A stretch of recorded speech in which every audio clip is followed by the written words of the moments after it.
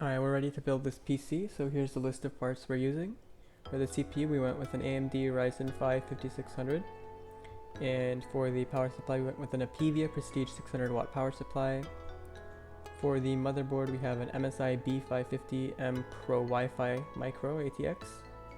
For the GPU, we got a 2070 Super, 32 gigs of RAM, clocked at 3200 megahertz, a 1TB Crucial P3 Plus SSD, and the Assassin X cooler. Okay, so let's open the motherboard box, and here we have the Wi-Fi antennas as well as the I/O shield.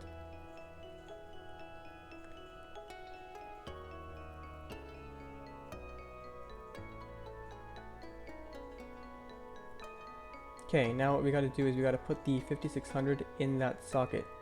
So let's unbox it real quick. And what we're gonna wanna do is make sure the pins aren't bent, make sure they're all good so you know the CPU works. And it looks fine here, so what we're gonna do now is pull that lever open all the way, and then gently drop the CPU into the socket, and it should kind of just fall in place. And we can wiggle it a little bit to make sure it's good, and then pull the lever back down when you know that it's perfectly in place. And that's it for that step. Next, we're gonna put in the RAM sticks, so let's get those out.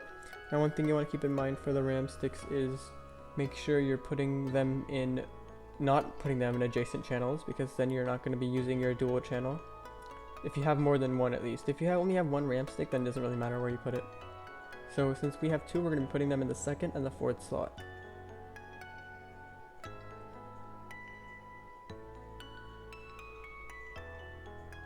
So there's the first one.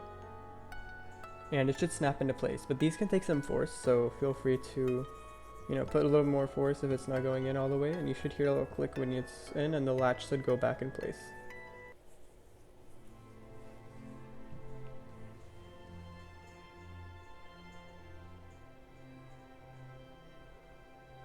Alright, there we go. Now the next step is going to be the SSD. So let's get rid of this box. And our SSD didn't come with its own personal heat shield, so we're just going to be using the one that was in the motherboard. So we need to take this off first, the heat shield here, and then put the SSD in and put it back on. So let's unscrew this.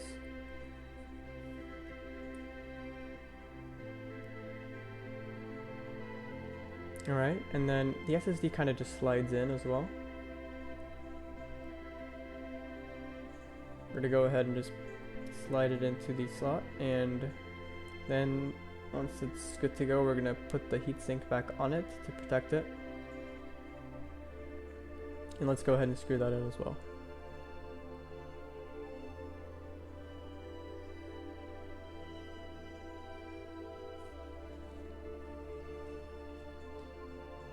Alright, let's unbox the cooler, and we're going to need the thermal paste that's inside this box for the next step. If your cooler does not come with thermal paste, which I do think most coolers at this point in time do, but if it doesn't, then you might have to buy your own tube, but ours came with one. So we're going to kind of spread it across the CPU here. And this is something you want to replace every couple of years, but you should be good for a couple of years after putting it the first time. So we're just going to spread it a little bit. And then next step, we got to take these brackets out and replace them with the ones that came in the box. And we're going to use these brackets to kind of stabilize our heatsink. It's going to be right above the CPU cooler, or the CPU rather. So first we got to put in our own brackets. And these are the ones that we're going to kind of balance the heatsink on. And once we're done screwing that in, here's the heatsink. We can use this. So we're going to screw it in.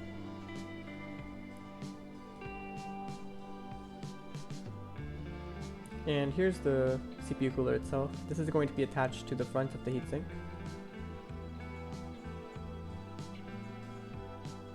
And we've used kind of the brackets that came with the box to attach the cooler so it stays to the heatsink, connected to the heatsink. And there we go. At this point in time, we're just going to connect the cable to the fan, and we're almost done. Now we have the graphics card here, which we're going to put into the PCIe slot. Again, this might also require a little bit more force, kind of like the ram sticks, but it should snap in place.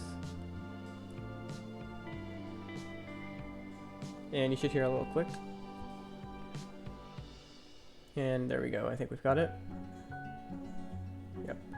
Now the last step here is just to get the power supply, connect all the cables, and see if it works. Now this is a build that is outside the case at the moment because you want to make sure the parts are working. If you're confident your parts are working, you can start building inside the case itself. We're going to connect the 24 pin to the 24 pin on the motherboard. And this cable can be a little tricky, but you should hear a little click and you know it's in. And we just have a couple more cables to connect, the CPU one, which we have here. And that looks good. Now, not all your cables are going to be used, so kind of just keep them together because you may need them for future upgrades. And once we've attached the power supply to the wall socket, we can try turning the PC on to make sure it works. And we're going to touch these pins here to turn the PC on. And the GPU fan starts running, which means it's working. And here's the monitor, let's take a look. And there we go, we've loaded into the BIOS. So this was a build outside the case again, so if you want to see us build this inside the case, and for the case, by the way, we are going to be using a Zalman S2 ATX case. If you do want to see that, leave a like and comment down below so we can upload that as well. But here's the case again, where we're going to be building it. But yeah, thank you guys for watching, and I'll see you in the next one.